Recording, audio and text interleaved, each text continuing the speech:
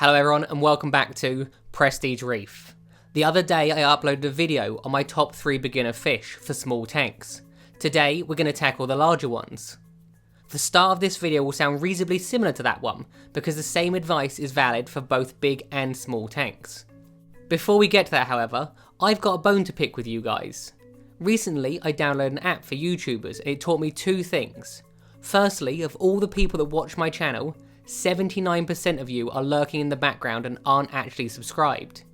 16.5% of you are loyal followers, and 4.6% of you are apparently neither of those, and are breaking the laws of logic because this really is just a 2-option scenario.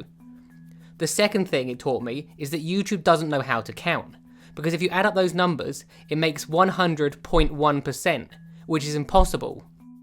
This information is good because in theory it means that you can help me grow my channel massively virtually overnight.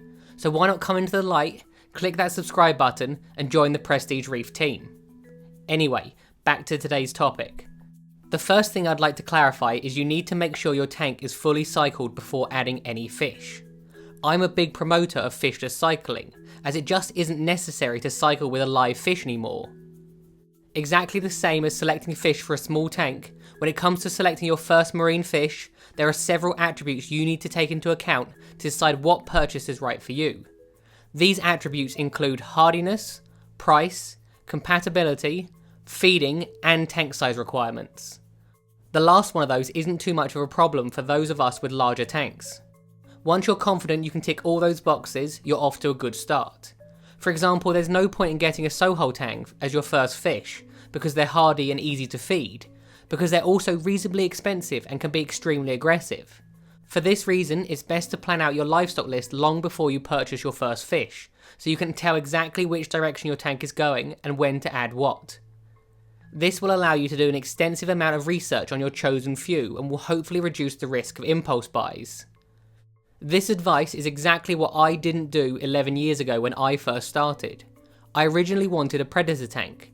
I went into my local fish shop to buy a lionfish, which I'd seen the previous day. Unfortunately, I discovered that lionfish had been purchased by someone else. Being an impatient beginner, I purchased a fish I knew very little about. It was a Foxface Rabbitfish, which I affectionately named Dave. This fish survived every beginner mistake I made, and for this reason it's the first on my list.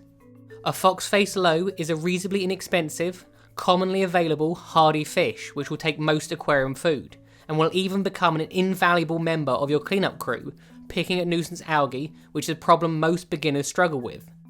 They come in 4 colour variations: low, bicolour, one spot and magnificent. Just watch out for their spines as they're venomous and can easily get tangled in a net. The other cool feature for this fish is they can completely change colour when stressed or asleep, which means you always know what mood it's in.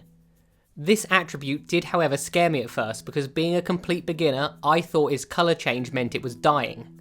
Had I done my research, I would have known that this was normal behaviour.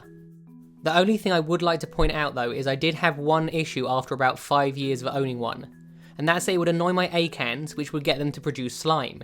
It would then eat the slime. It never actually ate the whole coral, but it kept it so annoyed it was constantly retracted. My second choice is actually a selection of fish rather than a specific individual. Zebrasomas are a branch of the tang family, which include yellow, purple, Desjardins, Pacific sailfin, scopas, black and gem tangs. As you can see, they come in a range of colours, patterns and prices, however they all have roughly the same basic care requirements. If I had to pick the hardiest, I would say it was the purple tang. However, the Scopas and yellow tangs are considerably cheaper and more peaceful. As long as you provide them with plenty of swimming room, a nutritious algae-based diet, and a stress-free environment, they should be happy and healthy for years to come. Like the foxface, they also give back in the form of eating nuisance algae. As with all fish, white spot needs to be taken into consideration, and these fish are one of the ones which you need to consider quarantining, as tangs are more prone to it. My final choice is possibly a slight curveball due to its smaller size, and it's a coral beauty. When it comes to dwarf angels, they always do better in a larger tank despite their small size suggesting they can go in a small tank. At some point in time, most people fall for the beauty and allure of a dwarf angelfish, and this is probably the best choice for beginners. They're reasonably inexpensive, and providing you feed them correctly and keep them with non-aggressive tank mates, they're one of the hardiest dwarf angels you can get. An added bonus is they're one of the dwarf angels which is considered almost reef safe. I was fortunate enough to have a pair of coral beauties, but unfortunate enough to have one of them to decide to start nipping corals. Sadly, after this they were no longer welcome in my tank. Special care needs to be taken when it comes to acclimating these fish, as this is when they're most at risk. I hope you enjoyed watching my video. Why not help out others by letting them know in the comment section what your first fish was? If you did enjoy watching it, why not click the like button and subscribe to the channel? Have a good week, and I'll see you next time. As always, I just want to say a massive thank you to the people that support me on Patreon. Never underestimate the value of what you do with regards to keeping this channel going. You've all been brilliant. Thank you.